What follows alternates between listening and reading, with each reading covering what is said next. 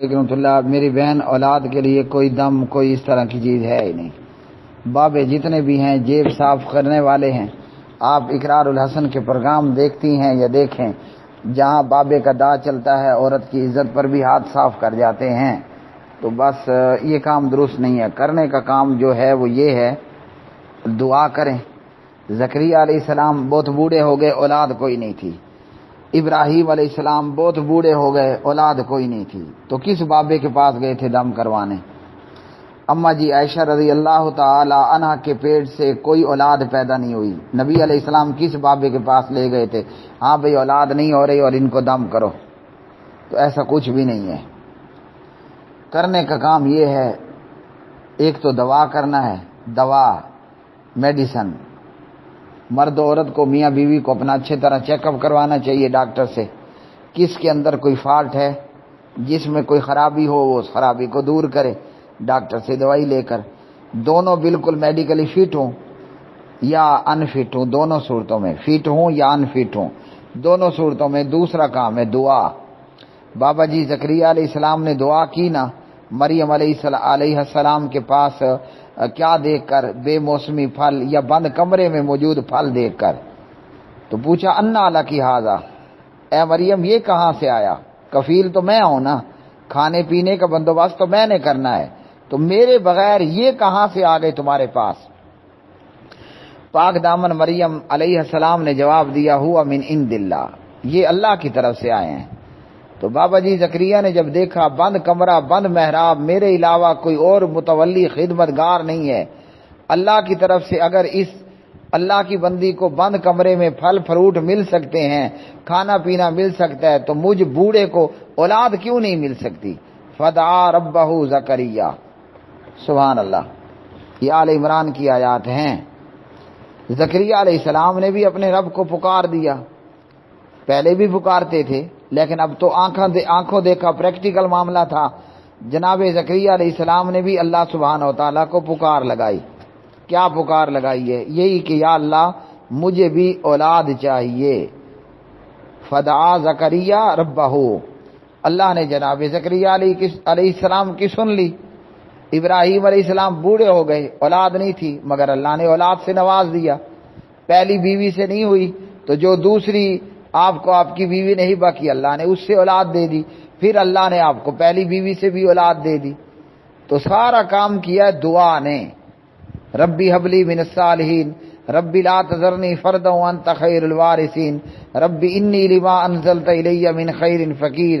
اسی طرح استغفار کرنا ہے، سنت مطابق 70 بار 100 بار، سنت کے علاوہ بغیر گنتی کے جتنا ہو استغفر اللہ پڑھیں، اللہ تعالیٰ اولاد دے گا۔ بابوں کے دم سے اولاد نہیں ہونے والی، اس سے یہ ہوگا جیب خالی ہوتی ہے عورتوں کی، اور آخر عورتوں کی عزت لوٹ لی جاتی ہے۔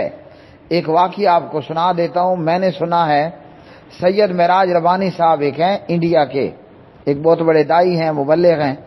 وہ ایک بیان میں فرما رہے تھے کہ ایک بندہ شادی ہوئی، ایک عرصہ ہو گیا، اولاد نہیں ہو رہی تھی، کسی نے کہا فلاں دربار پر فلاں بابے کے پاس اپنی بیوی کو لے جاؤ، وہ بابا دم کرے گا، تمہاری بیوی کو اولاد ہو جائے گی۔ وہ جاہل بھی اپنی بیوی کو لے گیا، پیر نے دم رکھا، لیکن کہا کہ میاں معاملہ بڑا ہے، یہ عورت یہاں ہمارے پاس اس آستانے پہ کئی دن آپ کو چھوڑنا پڑے گی، ہم مسلسل اس پر عمل کریں گے تو آپ کی اولاد ہو جائے گی۔ اس نے کہا میاں ابھی تو میں پردیس سے آیا ہوں، جب پردیس واپس جانے لگوں گا یہ آپ کے پاس چھوڑ جاؤں گا۔ بابے نے کہا ٹھیک ہے بھائی، جیسے آپ کا دل کرے۔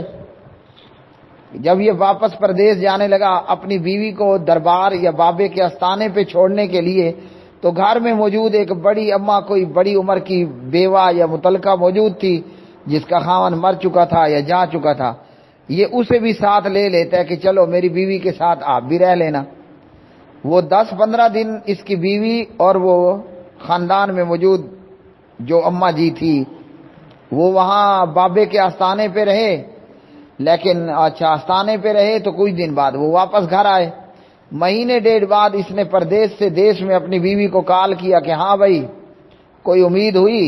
کہا کوئی امید نہیں ہے، مجھے تو ماہانہ جو مینسز حیض آنا تھا وہ آ گیا، اور مطلب کہ ہماری کوشش ناکام ہوئی ہے، حمل نہیں ٹھہرا۔ چلو جی ٹھیک ہے، اللہ کی مرضی، معاملہ چپ ہو گیا۔ کوئی 4-5 مہینے بعد اس کو پردیس میں اطلاع ملتی ہے کہ وہ جس اماں جی کو یا بڑی جی کو بیبے جی کو اس کی بیوی بابے کے آستانے پہ ساتھ لے گئی تھی نا، اسے الٹیاں آ رہی ہیں۔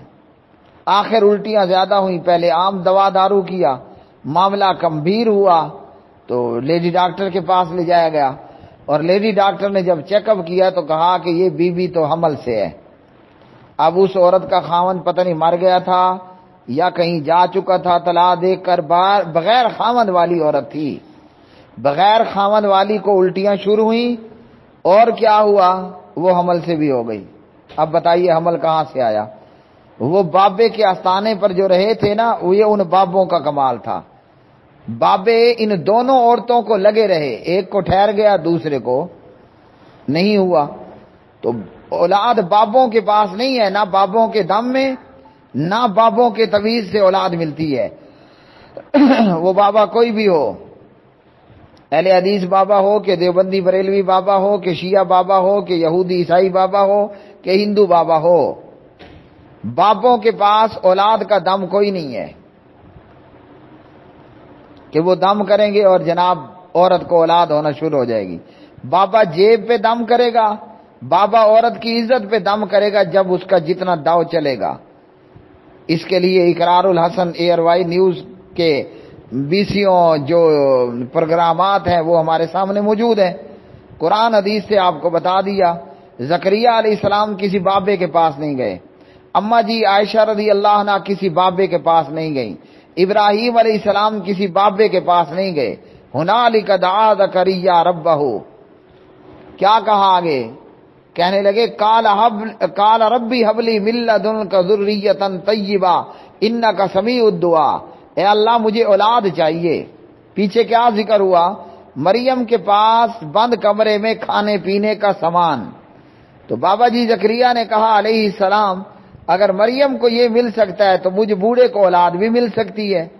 اللہ سے دعا کی اور کہا کہ یا رب مجھے اولاد چاہیے، بس۔ تو ہم بھی یہی کریں، جناب زکریا علیہ السلام کی طرح دعا کیجئے، ربی حب لی من لدنک ذریۃ طیبہ، اے اللہ مجھے اولاد چاہیے اور نیک اولاد چاہیے۔ اللہ نے زکریا علیہ السلام کی سنی تو اللہ ہماری بھی سنے گا۔ جیسے اللہ زکریا علیہ السلام کی رگے جان سے قریب تھا، نحن اقرب الیہ من حبل الورید، اسی طرح رب آپ کی اور میری رگے جان سے بھی زیادہ قریب ہے۔ جیسے زکریا علیہ السلام کے لیے وَإِذَا سَأَلَكَ عِبَادِي أَنِّي فَإِنِّي قَرِيبٌ، اسی طرح ہمارے لیے بھی ہمارا رب ہمارے قریب ہے۔ جیسے زکریا علیہ السلام کے لیے إِنَّهُ عَلِيمٌ بِذَاتِ الصُّدُورِ، ویسے آپ کے اور میرے لیے بھی ہمارا رب ہمارے سینوں کے بھید جاننے والا ہے۔ تو اولاد باپوں کے پاس نہیں ہے۔ میاں بیوی اپنا علاج کروائیں، میڈیکلی جو فالٹ ہے اس کو دور کروائیں، اور دوسرا اگر میاں بیوی فٹ ہیں یا انفٹ ہیں، میڈیکلی انفٹ ہو یا فٹ ہوں، دونوں صورتوں میں جو کرنے کا کام ہے اس کے ساتھ وہ یہ ہے کہ اپنے رب کو پکارو۔ تہجد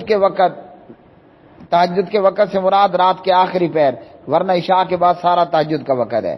رات کے آخری پہر کہ جب اللہ تعالیٰ آسمان دنیا پر آتے ہیں، کوئی مانگنے والا ہے، کوئی دعا کرنے والا ہے، کوئی بخشش کا طلبگار ہے، تو رات کے آخری پہر 3 اور 4 کے بیچ میں اٹھ کر وضو کیجئے، مصلی بچھائیے، 2 4 6 8 رکعت نماز پڑھیے، اور دونوں ہاتھ بلند کر کے اللہ کی حمد و ثنا، اللہم لک الحمد انت نور السماوات والارض ومن فیہن، جناب نبی کریم علیہ الصلوۃ والسلام پر درود پڑھیے، اور یہ دعائیں پڑھیے، ربی حب لی من الصالحین، ربی لا تذرنی فردا وانت خیر الوارثین، ربی حب لی من لدنک ذریۃ طیبۃ انک سمیع الدعاء۔